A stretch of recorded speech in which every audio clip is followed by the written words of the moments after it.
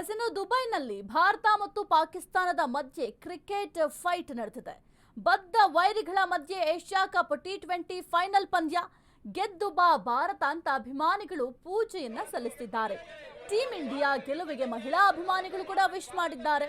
ಬಾಗಲಕೋಟೆ ಆಗಿರಬಹುದು, ಮೈಸೂರು ಸೇರಿ ಹಲವೆಡೆ ವಿಶೇಷ ಪೂಜೆಯನ್ನ ಮಾಡಿದ್ದಾರೆ. ಬದ್ಧ ವೈರಿಯ ವಿರುದ್ಧ ಮತ್ತೊಂದು ಜಯಕ್ಕೆ ಈಗ ಭಾರತ ಕಾತರದಿಂದ ಕಾಯ್ತಾ ಇದೆ.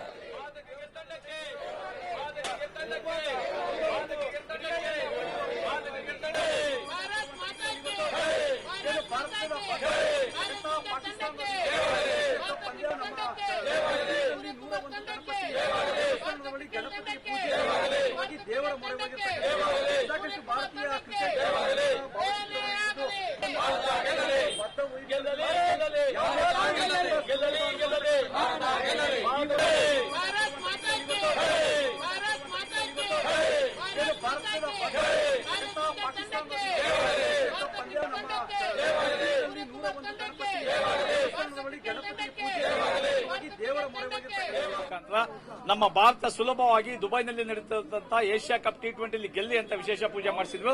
ಈಗಾಗಲೇ ನಾವು ನಮ್ಮ ಕರ್ನಾಟಕ ಸೇನಾಪಡೆ ವತಿಯಿಂದ 2 ಬಾರಿ ಟಿ20 ವಿಶ್ವಕಪ್ ಫೈನಲ್, ಸಿ20 ಫೈನಲ್ ಸಹ ಇಲ್ಲಿ 100 ತೆಂಗಿನಕಾಯಿ ಹೊಡೆದಾಗ 2 ಬಾರಿಯೂ ಸಹ ಭಾರತ ಗೆದ್ದಿತ್ತು. ಅದೇ ಮಾದರಿಯಲ್ಲಿ ಇಂದು ಸಹ ಭಾರತ ಗೆಲ್ಲುತ್ತೆ. ಈಗಾಗಲೇ 2 ಲೀಗ್ ಪಂದ್ಯಗಳಲ್ಲಿ ಪಾಕಿಸ್ತಾನ ವಿರುದ್ಧ ಬಹಳ ಸುಲಭವಾಗಿ ಗೆದ್ದಿದೆ. ನಮ್ಮ ಭಾರತದ ನಾಯಕತ್ವದಂತಹ ಸೂರ್ಯಕುಮಾರ್ ಯಾದವ್ ಬಹಳ ಉತ್ತಮವಾಗಿ ಆಡ್ತಾ ಇದ್ದಾರೆ. ಅಭಿಷೇಕ್ ಶರ್ಮಾ ಆಗ್ಬೋದು, ತಿಲಕ್ ವರ್ಮಾ ಆಗ್ಬೋದು, ಶುಭ್ಮಾನ್ ಗಿಲ್ ಎಲ್ಲ ಒಳ್ಳೆ ಫಾರ್ಮ್ ಅಲ್ಲಿ ಇದ್ದಾರೆ. ಈ ಸಲ ಖಂಡಿತ ಭಾರತ ಏಷ್ಯಾ ಕಪ್ ಗೆಲ್ಲುತ್ತೆ ಅಂತ ವಿಶ್ವಾಸ ಇದೆ ಸರ್. ಜೈ ಹಿಂದ್, ಜೈ ಕರ್ನಾಟಕ. ಇವತ್ತು 101 ಗಣಪತಿ ದೇವಸ್ಥಾನದಲ್ಲಿ 101 ತೆಂಗಿನಕಾಯಿ ಹೊಡೆಯೋದ್ರ ಮುಖಾಂತರ ನಮ್ಮ ಭಾರತ ಸುಲಭವಾಗಿ ದುಬೈನಲ್ಲಿ ನಡೆಯುತ್ತಿದ್ದಂತಹ ಏಷ್ಯಾ ಕಪ್ ಟಿ20 ಗೆಲ್ಲಿ ಅಂತ ವಿಶೇಷ ಪೂಜೆ ಮಾಡಿಸಿದ್ರು. ಈಗಾಗಲೇ ನಾವು ನಮ್ಮ ಕರ್ನಾಟಕ ಸೇನಾಪಡೆ ವತಿಯಿಂದ 2 ಬಾರಿ ಟಿ20 ವಿಶ್ವಕಪ್ ಫೈನಲ್, ಸಿ20 ಫೈನಲ್ ಸಹ ಇಲ್ಲಿ 100 ತೆಂಗಿನಕಾಯಿ ಹೊಡೆದಾಗ 2 ಬಾರಿಯೂ ಸಹ ಭಾರತ ಗೆದ್ದಿತ್ತು.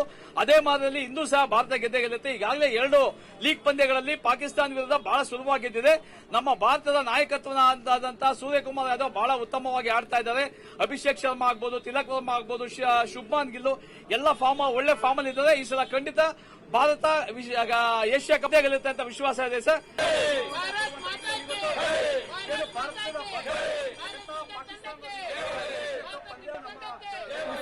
ದುಬೈನಲ್ಲಿ ಭಾರತ ಮತ್ತು ಪಾಕಿಸ್ತಾನದ ಮಧ್ಯೆ ಕ್ರಿಕೆಟ್ ಫೈಟ್ ಇರುತ್ತೆ.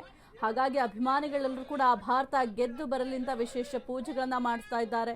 ಇದರ ಜೊತೆಗೆ ತೆಂಗಿನಕಾಯಿನ ಒಡೆದು ನಮ್ಮ ಭಾರತ ಗೆದ್ದು ಬರಲಿ ಅಂತ ದೇವರ ಆಶೀರ್ವಾದದ ಮೊರೆ ಹೋಗಿದ್ದಾರೆ.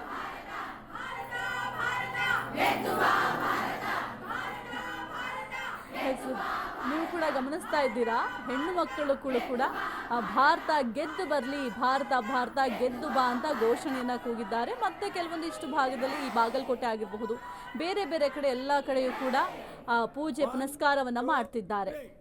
ಬಾಗಲಕೋಟೆಯಲ್ಲೂ ಕೂಡ ಪೂಜೆ ಪುನಸ್ಕಾರ ಮಾಡ್ತಿದ್ದಾರೆ. ನಮ್ಮ ಮೈಸೂರಲ್ಲೂ ಅಷ್ಟೇ ನಮ್ಮ ಭಾರತ ಗೆದ್ದು ಬರಲಿ, ಬದ್ಧ ವೈರಿಯ ವಿರುದ್ಧ ಮತ್ತೊಂದು ಜಯವನ್ನ ಭಾರತ ಸಾಧಿಸಲಿ ಅಂತ ಬಾಗಲಕೋಟೆ, ಮೈಸೂರು ಸೇರಿ ಹಲವೆಡೆ ಈ ವಿಶೇಷ ಪೂಜೆಯನ್ನು ಕೂಡ ಮಾಡಿಸ್ತಿದ್ದಾರೆ.